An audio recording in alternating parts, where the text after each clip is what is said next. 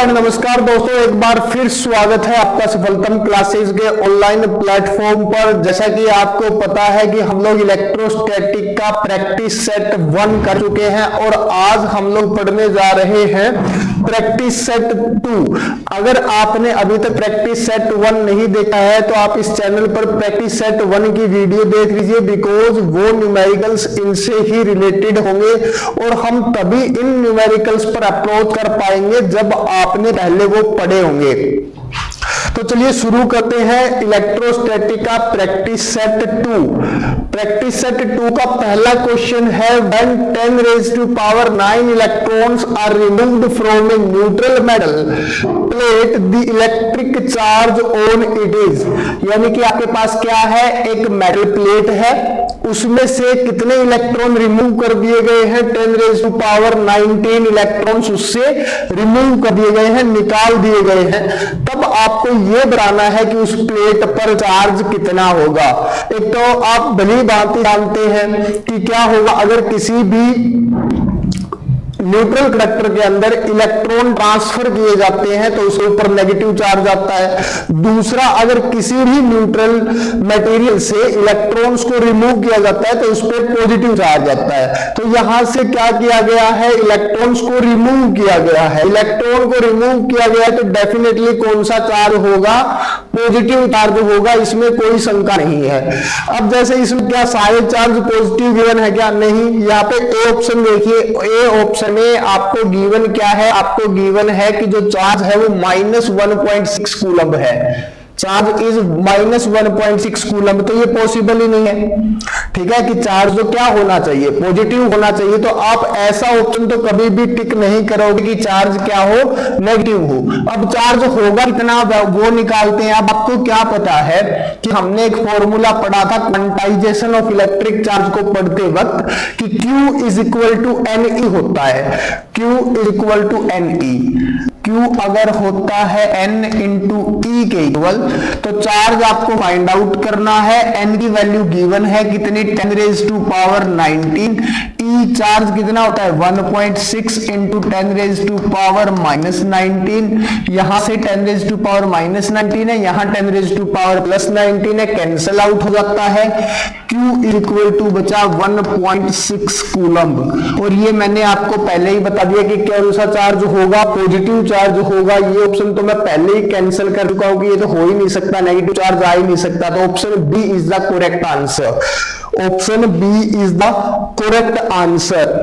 एक बात मैं आपको हमेशा बोलता हूं कि मेरे क्वेश्चन सोल्व करने से पहले आप कोशिश करोगे कि आपका क्वेश्चन सोल्व हो जाए और आप कमेंट सेक्शन में इनके आंसर्स बताते चलोगे कि आंसर ए है, बी है या फिर सी है।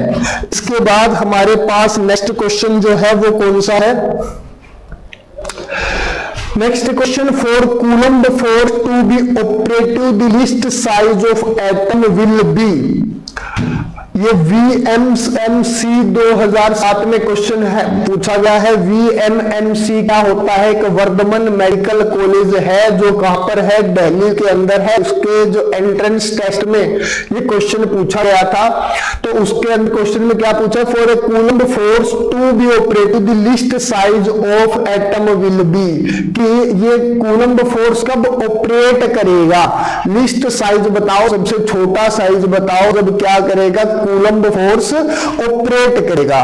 तो आपने अगर 11th क्लास में पढ़ा हो कि फोर्स कितने टाइप के होते हैं, इलेक्ट्रोस्टैटिक फोर्स आपने पढ़ा होगा, वीक न्यूक्लियर फोर्स आपने पढ़ा होगा, स्ट्रॉन्ग न्यूक्लियर फोर्स आपने पढ़ा होगा, या अजम्पशंस ऑफ इलेक्ट्रोस्टैटिक फोर्स में पढ़ा होगा कि 10 raised to power -15 के आसपास, 10 raised to power -15 के आसपास, 10 raised to power -15 के आसपास जब दो चार्जेस के बीच की डिस्टेंस बचती है, यानी ये वाली जो डिस्टेंस होती है R या D, जैसे भी आप लिखना चाहो, ये डिस्टेंस अगर क्या होनी चाहिए, greater than 10 raised to power -15 होनी चाहिए, तभी कूलम्ब फोर्स ऑपरेट कर सकता है, वरना नहीं कर सकता। उसके पीछे का रीजन क्या है, उसके पीछे का रीजन ये है कि जो 10 raised to power -15 मीटर है, ये किसका साइज है, ये साइज है न्यूक्लियस का।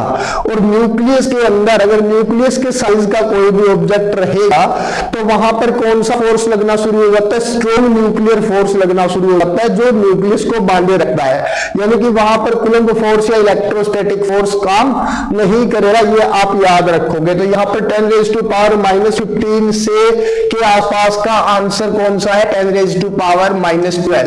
तो आपका ए इज द करेक्ट आंसर। 10⁻⁻15 हो नहीं सकता, 10⁻⁻10 सही है, ठीक है, लेकिन इसने क्या पूछा, लिस्ट साइज पूछा है, छोटा साइज पूछा है, इसलिए 10⁻⁻10 से भी छोटा कौन है, 10⁻⁻12। तो इस क्वेश्चन का आंसर रहेगा ए। इसके बाद हमारे पास नेक्स्ट क्वेश्चन है, वो है cylindrical conductor is placed near another positively charged conductor, the net charge acquired by the cylinder conductor will be. एक सिलेंड्रिकल कंडक्टर को किसके पास रखा गया, एक चार्ज्ड कंडक्टर के पास रखा गया, तो आपको यह बताना है कि सिलेंड्रिकल कंडक्टर ने जो नेट चार्ज एक्वायर किया वो कितना था। तो वो क्या हो सकता है, पॉजिटिव ओनली, क्या वो केवल पॉजिटिव था, क्या वो नेगेटिव ओनली, क्या वो नेगेटिव था, क्या वो जीरो था, या फिर आइदर पॉजिटिव और नेगेटिव। तो इसका आंसर हम लोग कैसे करेंगे, देखो जब भी तुम लोग क्या, ये इंडक्शन का केस है, इसका केस है इंडक्शन का, उसके पास रखा गया।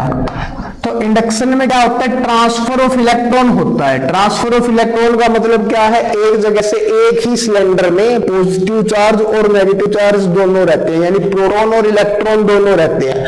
जब भी आप उसको एक चार्ज कंडक्टर के पास रखोगे तो क्या होगा, इलेक्ट्रॉन एक तरफ हो जाएगा और पॉजिटिव चार्ज एक तरफ हो जाएगा, लेकिन नेट चार्ज कुछ भी नहीं आएगा, कोई एक्स्ट्रा चार्ज उसके अंदर एंटर नहीं करेगा।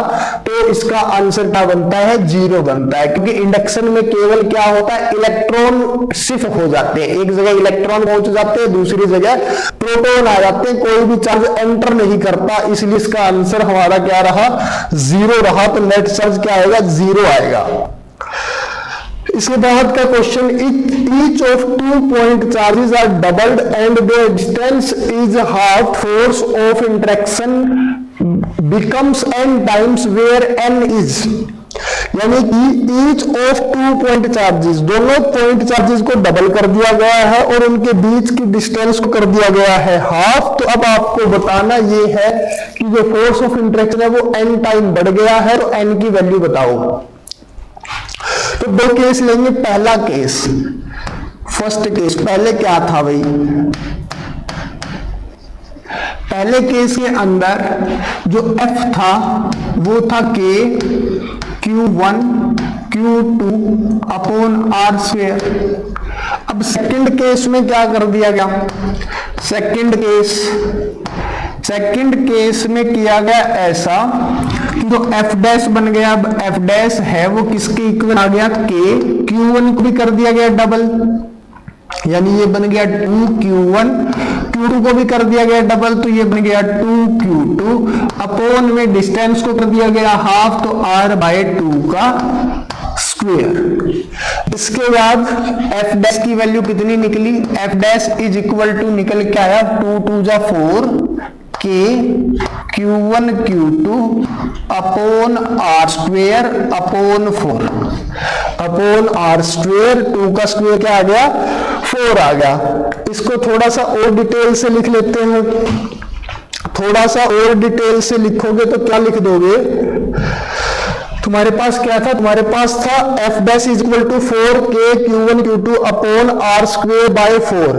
तो इसी को मैं लिख सकता हूं f is equal to 4k Q1 Q2 upon R square, upon 4 था वो ऊपर जाके इंटू 4 हो जाएगा, तो f डैश बन गया, f dash is equal to 4 4 जा 16 k Q1 Q2 upon R square upon R square. यहां देखो f किसके इक्वल है, k Q1 Q2 upon R square के, और यहां पर भी आपके पास क्या है, k Q1 Q2 upon R square, तो f dash is equal to 16 into में इसकी जगह मैंने लिख दिया f। अब क्वेश्चन में देखो क्या कहता है, क्वेश्चन में ये कहता है कि their distance is out, force of interaction becomes N time, कितने टाइम हो रहा है 16 टाइम, तो एन की वैल्यू कितनी हुई 16, तो answer is D 16 time. Answer क्या हो जाएगा 16 टाइम हो जाएगा अगर तुम दोनों चार्जेस को डबल कर दो और उनके बीच की डिस्टेंस को हाफ कर दो, तब आपका जो एन की वैल्यू आई वो कितनी थी 16। इसके बाद नेक्स्ट क्वेश्चन देखो, deuteron and alpha particle in air are at separation 1 angstrom, the magnitude of electric field intensity on alpha particle due to neutron। यानी कि जहां पर अल्फा पार्टिकल रखा गया है वहां आपको इलेक्ट्रिक फील्ड इंटेंसिटी बतानी है, और किसकी वजह से बतानी है, ड्यूट्रॉन की वजह से। तो पहले तो आपको पता होना चाहिए कि ड्यूट्रॉन पर चार्ज कितना होता है। ड्यूट्रॉन पर चार्ज होता है प्लस ई के इक्वल, यानी कि तुम लोग कितना बता सकते हो 1.6 इंटू 10⁻⁻19 कूलम्ब चार्ज होता है जी। किसके ऊपर होता है ये चार्ज आपका होता है ड्यूट्रॉन पर। अब आपको फाइंड आउट क्या करना है, आपको फाइंड आउट करना है इलेक्ट्रिक फील्ड इंटेंसिटी। ई की वैल्यू क्या होती है, ई इज इक्वल टू होता है K इंटू में Q अपॉन में R square, A into Q upon are square. तो E can be written as K की वैल्यू कितनी 9 इंटू 10⁻⁹, Q की वैल्यू कितनी मैंने अभी आपको बताया 1.6 इंटू 10⁻⁻19 अपॉन आर स्क्वेयर, यानी कि 1 एंगस्ट्रॉम का स्क्वायर मीटर में कन्वर्ट करेंगे। 1 एंगस्ट्रॉम कितना होता है, 1 angstrom is equal to 10⁻⁻10 metre.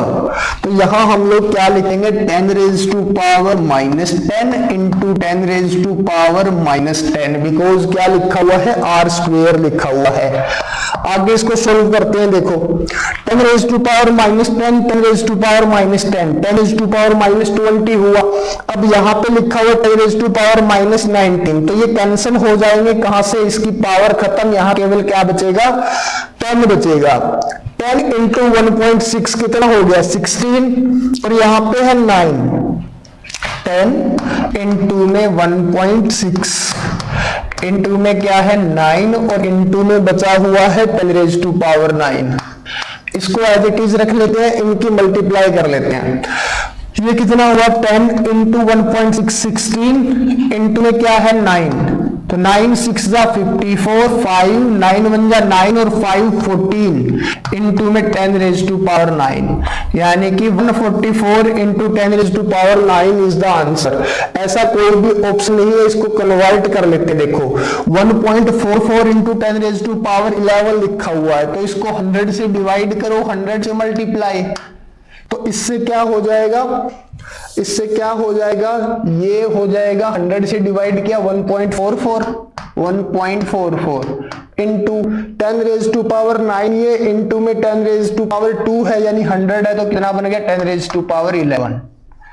1.44 into 10⁻11, B is the correct answer.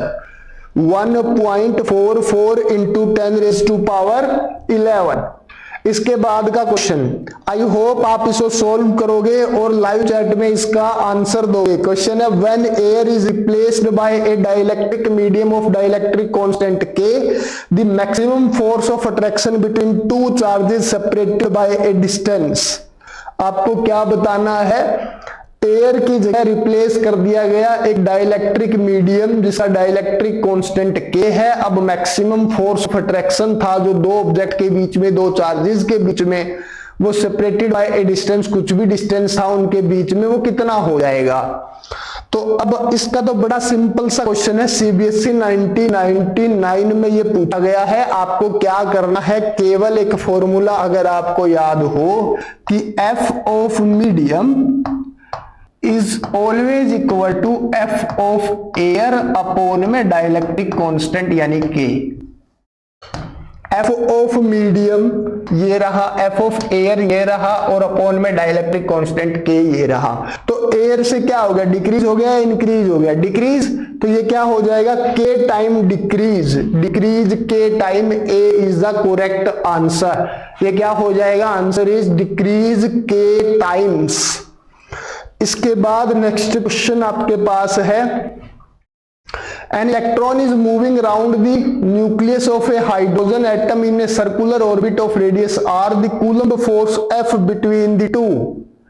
An electron is moving around the nucleus of a hydrogen atom in a circular orbit of radius r. The Coulomb force F between the two is.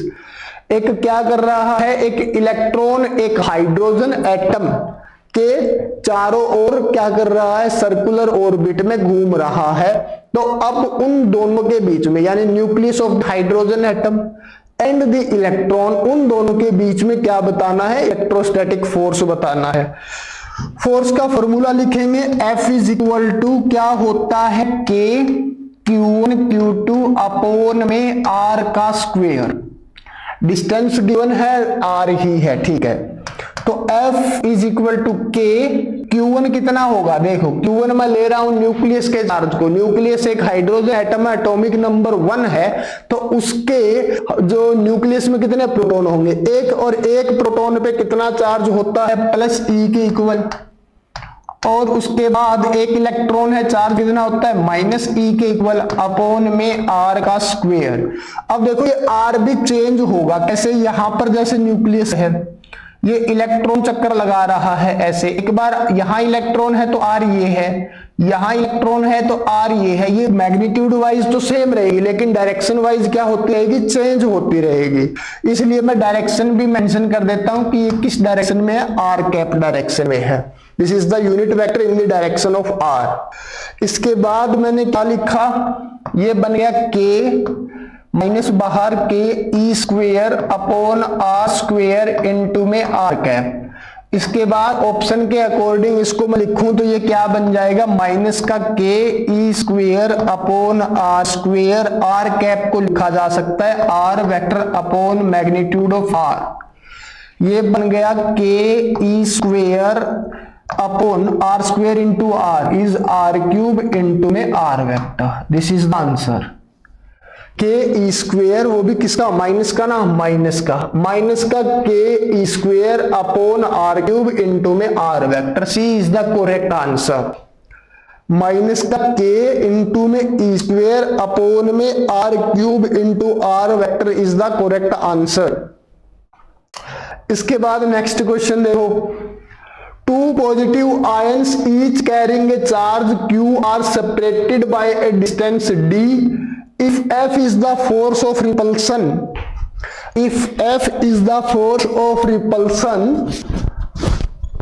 between the ions, the number of electron missing from each ion will be, E being the charge of an electron। अच्छा, क्या पूछा है आपसे कि two positive ion है, दो positive ion है, दो पॉजिटिव आयन है, इसका मीनिंग क्या हुआ कि उनमें से इलेक्ट्रॉन निकला होगा। ठीक है, चार्ज किसी भी ऑब्जेक्ट पर पॉजिटिव चार्ज कब आता है, जब उससे इलेक्ट्रॉन रिमूव हो। तो अब इससे क्या बोला कि two positive ions each carrying a charge q, हर एक के पास चार्ज कितना है, क्यू चार्ज है, are separated by a distance d, दोनों के बीच का डिस्टेंस डी है। If F is the force of repulsion, अगर एफ फोर्स ऑफ रिपल्सन है between the ions, the number of electron missing from each ion will be. देखो, तो अब तुम्हें क्या करना पड़ेगा, पहले तो F देखो कितना होगा, F इज इक्वल टू होगा sir K Q1 Q2 upon में R का स्क्वायर। अब ये कहता है two positive ion each carrying a charge Q, यानी दोनों पर चार्ज एक जैसा है, तो तुम लोग क्या लिख सकते हो, F is equal to K, Q1 और Q2 दोनों सेम है, इसलिए Q स्क्वायर अपॉन में R का स्क्वायर। ये भी सही बात है। अब तुम्हें करना क्या, तुम्हें निकालना था नंबर ऑफ इलेक्ट्रॉन कितने निकले। तो F को क्या लिख, Q को क्या लिख सकते हो, Q is equal to N into e होता है, Q is equal to N into e. तो इसको मैं लिख सकता हूं K इंटू में N E का स्क्वायर अपॉन में आर का स्क्वायर। देखो F is equal to K Q1 Q2 upon R square था, Q1 और Q2 दोनों Q थे, इसलिए के Q square upon R square बन गया। Q को मैंने पुट कर दिया NE, तो ये बन गया के NE का स्क्वायर अपॉन आर स्क्वायर। ठीक है, इसके बाद F इज इक्वल टू क्या निकला, F इज इक्वल टू लिखना के अलग अलग लिख लेता हूं, N square E square upon में आर का स्क्वायर। अच्छा, इसको मैं क्या लिख सकता हूं, F इज इक्वल टू के की वैल्यू कितनी होती है 1/4 पाई एप्सिलॉन नॉट इनटू में एन स्क्वायर इनटू में ई स्क्वायर अपॉन में आर स्क्वायर। एन की वैल्यू निकालनी है, इसलिए एन को एक साइड रख ले, बाकी चीजों को एक साइड ले आएंगे। हमारे पास क्या था, हमारे पास था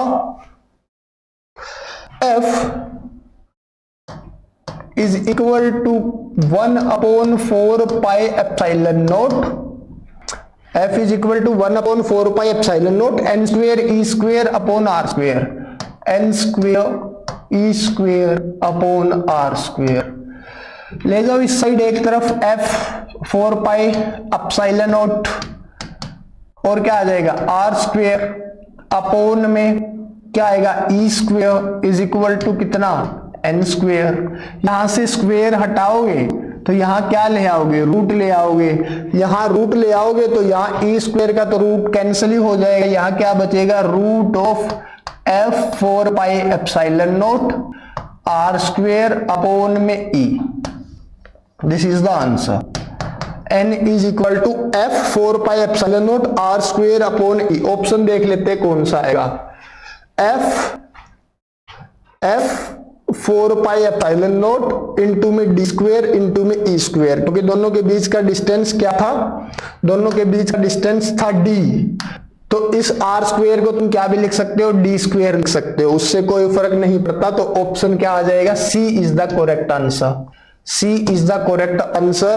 तो आपका ऑप्शन बन गया सी। इसके बाद हमारे पास नेक्स्ट क्वेश्चन है, two pith balls carrying equal charges are suspended from a common point by a string of equal lengths. The equilibrium separation between them is r. Now the string are rigidly clamped at the half of the height. The equilibrium separation between the balls now becomes. बहुत अच्छा question है, CBSE pre 2010 में पूछा गया है। आप सब लोग इसको ट्राई करोगे और ट्राई करके इसका आंसर लाइव चैट के अंदर दोगे और उसके बाद हम लोग इसको सोल्व करेंगे। तो आपका टाइम स्टार्ट हो चुका है, प्रयास कीजिए और मैं भी इधर से इस क्वेश्चन को सोल्व करना शुरू करता हूं और ऐसा मैं सोच रहा हूं कि मुझसे पहले आपका आंसर आ जाएगा। तो चलो करते हैं शुरू इस क्वेश्चन को। गिवन क्या है, गिवन ऐसा है कि आपके पास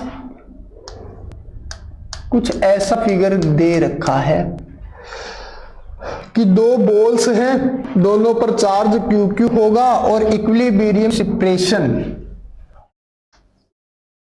यहां पर एक बॉल, यहां पे दूसरी बॉल, इन दोनों के बीच की जो ये लेंथ है ये आपको गिवन है कितनी y और ये वाली डिस्टेंस है r। और अब ये क्या है, अब ये इक्विलिब्रियम में ऐसा बोलता है।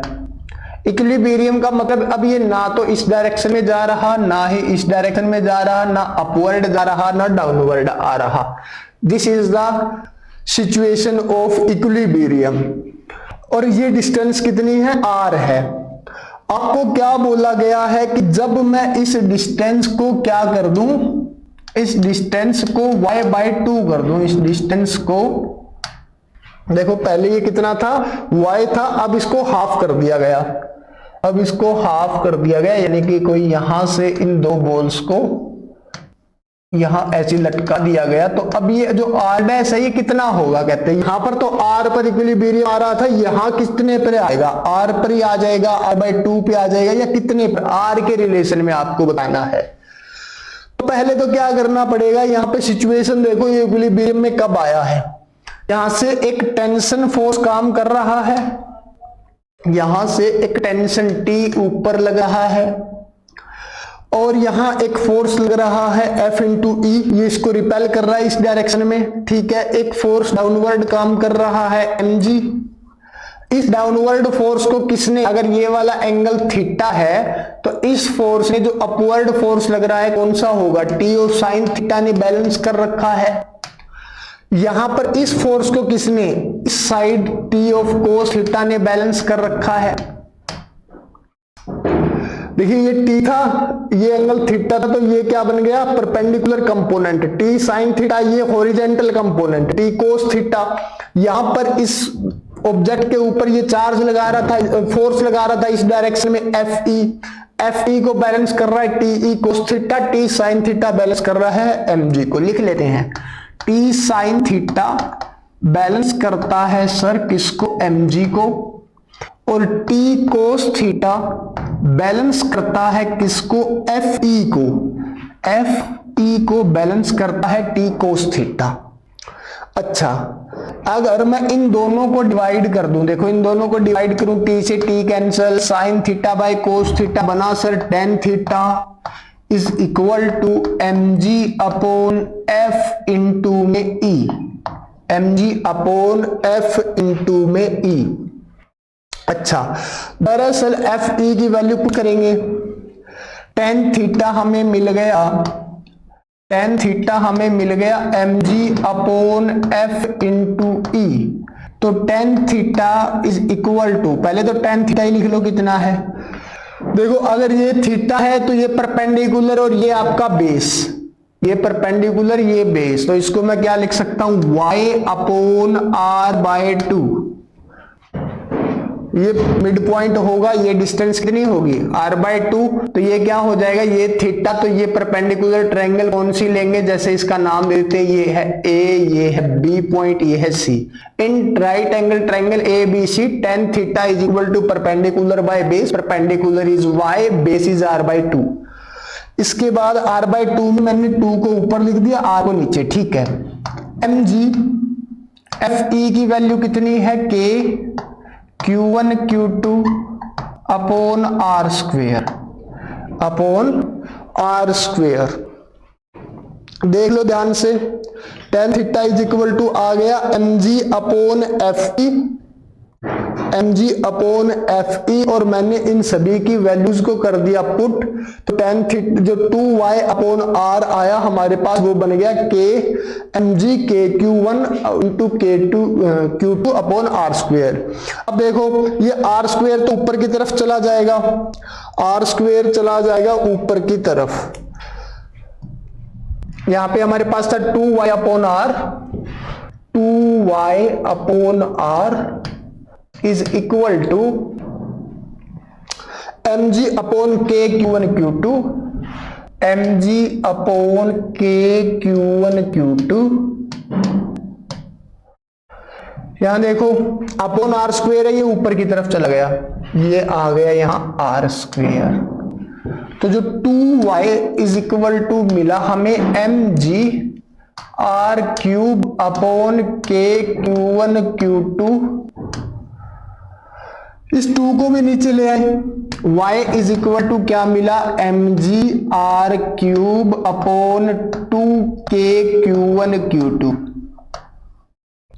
अब देखिए, ना तो इस बॉल का मास चेंज हुआ, ना acceleration due to gravity change हुई, ना ही इनके ऊपर चार्जेस चेंज हुआ, और k तो k है ही, यानी कि जो कांस्टेंट है ही। तो क्या मैं ये बोल सकता हूं कि mg upon 2k Q1 Q2 is constant, mg upon 2k Q1 Q2 क्या है, कांस्टेंट है। तो मैं लिख सकता हूं y is directly proportional to r cube, y is directly proportional to r cube because mg 2k Q1 Q2 is constant। अच्छा, तो y अगर r क्यूब के डायरेक्टली प्रोपोर्शनल है तो सर y वो जो y बाई 2 है वो डायरेक्टली प्रोपोर्शनल होगी r डैश क्यूब के।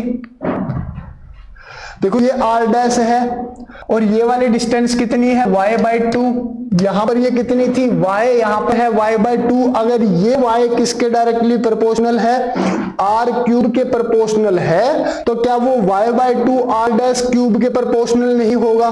बिल्कुल होगा। अब इन दोनों को हम लोग कर देते हैं डिवाइड, यहां पे लिखो y is equal to r³।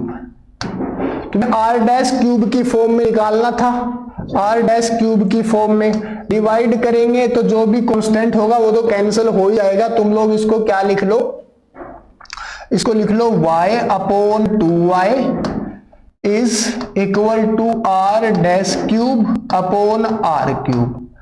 ठीक है, तो y से y तो हो गया कैंसिल, r³ आ जाएगा ऊपर की तरफ, r³ आ जाएगा ऊपर की तरफ, तो ये बन जाएगा r³/2 is equal to r dash cube. देखो यहां पे 2 तो अपन में था ही, r³ ऊपर, तो r³/2 is equal to r dash cube. तो इसको हम लोग क्या लिख सकते हैं, r dash is equal to cubic root of r³ upon में 2। इसी को लिखा जा सकता है, r³ का क्यूबिक रूट कैंसिल हो गए, r बचेगा और यहाँ पे बच जाएगा 2 का cubic root. That is the answer.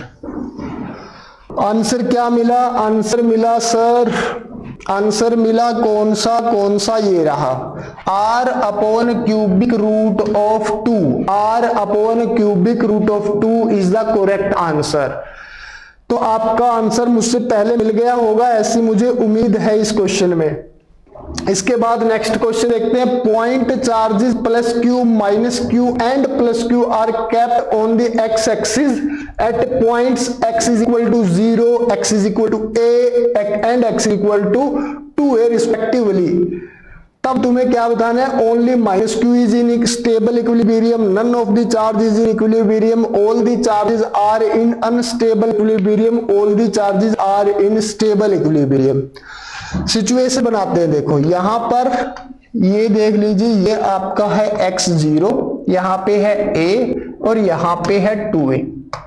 आपको क्या बोला गया, प्लस 4q, यानी कि यहां पे 4q रखो, उसके बाद माइनस q, यहां पे माइनस q रखो, उसके बाद आपके पास क्या है 4q, इधर रखो 4q। Point charges plus 4q minus q and plus 4q are kept on the x axis at points x is equal to 0, x is equal to a and x is equal to 2a respectively. तो आपको ये बताना, पहले तो ये देखो हर एक के ऊपर ये माइनस q इसको इस तरफ खींचेगा और ये 4q इसको इस तरफ रिपेल करेगा। ऐसे ही ये माइनस q ऊपर चार्ज लगेगा इस डायरेक्शन में, यहां पर ये चार्ज लगेगा इस डायरेक्शन में, यहां पर एक फोर्स माइनस q इधर लगाएगा, प्लस ये प्लस 4q इस डायरेक्शन में लगाएगा। ये इनिशियल पोजीशन में सभी पर नेट फोर्स 0 होगा, सभी पर नेट फोर्स क्या होगा, 0। नेट फोर्स 0 तो ये इसके अंदर रहेंगे, इक्विलिब्रियम में रहेंगे। नेट फोर्स 0 तो ये सभी किस में रहेंगे, इक्विलिब्रियम में। अब लेकिन अगर आपने एक की भी पोजीशन चेंज की, देखो स्टेबल और अनस्टेबल इक्विलिब्रियम क्या होता है। स्टेबल इक्विलिब्रियम वो होता है जैसे कि ये पेन और ये जो इसकी कैप है, ये दोनों इक्विलिब्रियम में, इनको मैं बोल रहा हूं स्टेबल इक्विलिब्रियम। तो ये स्टेबल इक्विलिब्रियम में कब तक रहेंगे, ये कब बोलेंगे, अगर मैं इसको पकड़ के यहां ला करके छोड़ दूं तो ये वापस अपनी जगह पर आ जाए, उसको बोलते हैं स्टेबल इक्विलिब्रियम। अगर ये अभी इक्विलिब्रियम में हिल नहीं रहे, लेकिन अगर इसको एक को दूर ले जाए वापस ये ना आए, तो वो क्या है, अनस्टेबल इक्विलिब्रियम। तो वैसा ही कुछ इसमें होगा, अगर किसी भी चार्ज को तुम लोगों ने अपनी पोजीशन से हिला दिया, उसके बाद वो वापस अपनी पोजीशन पर अपने आप नहीं लौटेंगे, इसलिए ये कौन सा है, अनस्टेबल इक्विलिब्रियम है। Option C is the correct answer कि all the charges are in unstable equilibrium. शुरुआत में तो इक्विलिब्रियम में है, लेकिन अगर किसी की भी पोजीशन चेंज कर दी तो इक्विलिब्रियम में नहीं रहेंगे। इसके बाद आज का ये हमारा लास्ट क्वेश्चन था। आई होप आपको एक एक क्वेश्चन अच्छे से समझ आ गया होगा। अगर आपको किसी भी क्वेश्चन में डाउट लगे, अगर आपको किसी भी क्वेश्चन को समझने में परेशानी हुई हो तो कमेंट सेक्शन में अपनी एडवाइस, अपनी शिकायत, अपनी कंप्लेंट, अपना कॉम्प्लीमेंट जो भी आप देना चाहो वो दे सकते हो। आप हमारे साथ पूरी वीडियो में बने रहे, इसके लिए आपका धन्यवाद। मिलते हैं नेक्स्ट वीडियो में।